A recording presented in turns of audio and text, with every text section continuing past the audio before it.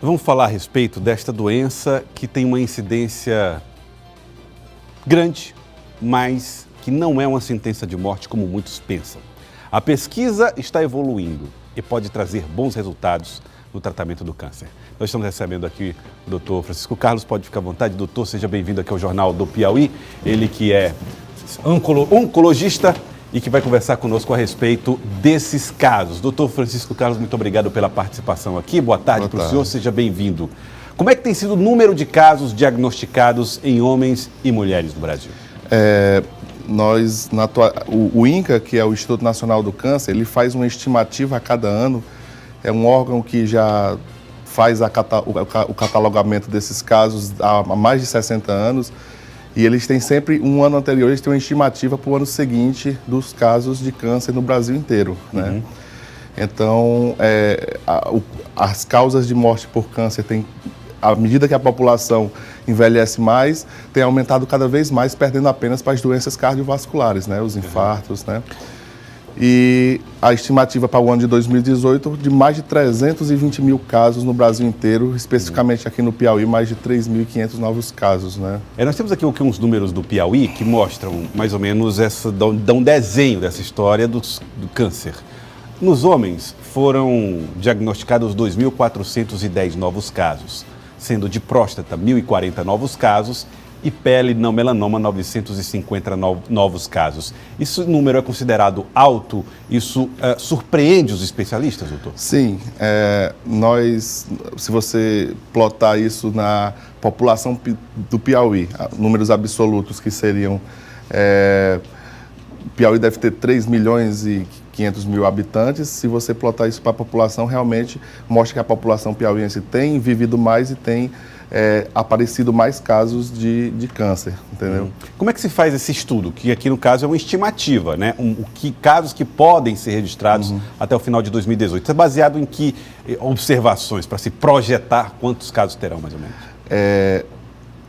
O tratamento do câncer no Brasil, as coisas têm mudado, mas é basicamente pelo serviço público. E existem sistemas no sistema público onde você faz o catalogamento, o registro, né? E isso tudo vai para uma base de dados que é usada ano após ano para ter uma estimativa em relação a isso. Tá certo. No caso das mulheres, nós vamos ver aqui as estimativas.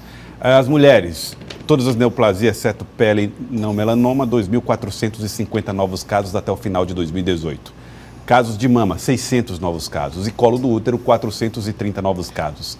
Casos de câncer de mama e colo do útero são aqueles que aparecem no topo dos casos que envolvem as mulheres, obviamente. Mas pergunto, qual é a letalidade desse tipo de câncer? O câncer, especificamente o câncer de mama, tem sofrido, através dos anos, um grande avanço nas pesquisas. Talvez seja um dos tipos de tumores que tem mais avanço, principalmente no tocante à quimioterapia, a drogas novas, terapias-alvos, que tem cada vez mais conseguido o índice de cura cada vez maior. Só que há uma triste realidade em relação ao câncer de mama no Brasil, que é a questão do diagnóstico tardio, a dificuldade que as pacientes têm da prevenção até o tratamento. Portanto, quanto mais cedo ser descoberto, maior a quantidade de cura, né? E há um adendo que eu queria fazer em relação ao colo de útero, né? Porque o câncer de colo de útero é um câncer que tem diminuído nos países mais avançados sociocultural e economicamente, tem diminuído bastante, mas infelizmente no Brasil, na realidade norte e nordeste ainda é muito alto, o índice deveria ser bem menor. Deveria ser menor. E no próximo tema que nós vamos tratar aqui, fala dessa eficácia nos tratamentos, e o senhor tratou um pouco disso quando falou a respeito da pesquisa que evolui no câncer de mama. Por que hoje nós podemos considerar, baseado na eficácia desses tratamentos, que o câncer não é necessariamente uma sentença de morte? Pois eu acho que as políticas de saúde pública, apesar de não estar ainda 100% o que a gente esperava, mas elas têm realmente dando impacto na mortalidade do câncer. Eu acho que o diagnóstico precoce melhorou. Em relação à terapia, como havia falado, melhorou também das novas drogas, né, que têm sido amplamente sendo usadas nos pacientes, até mesmo no Sistema Único de Saúde. E em relação à eficácia do tratamento, a gente tem sempre que lembrar que a mama, para o câncer de mama, é um câncer que realmente é amplamente estudado e tem muitos avanços, mas tem que lembrar que cada tipo de câncer tem um comportamento biológico diferente um do outro. Por exemplo, os cânceres de pele, quando tratados, praticamente todos os não melanomas são realmente curados, mas se você levar em conta um câncer de pâncreas, de estômago, de fígado, que tem um comportamento extremamente agressivos e o diagnóstico é tardio, então assim, as coisas têm andado de maneira mais lenta, digamos assim, em relação ao tratamento, à eficácia do tratamento, né? Muito bem. Nós temos um dado que é muito importante, diagnóstico precoce.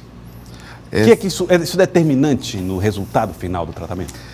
Em oncologia, essa é a pedra angular, né? É o diagnóstico precoce. São as políticas de prevenção.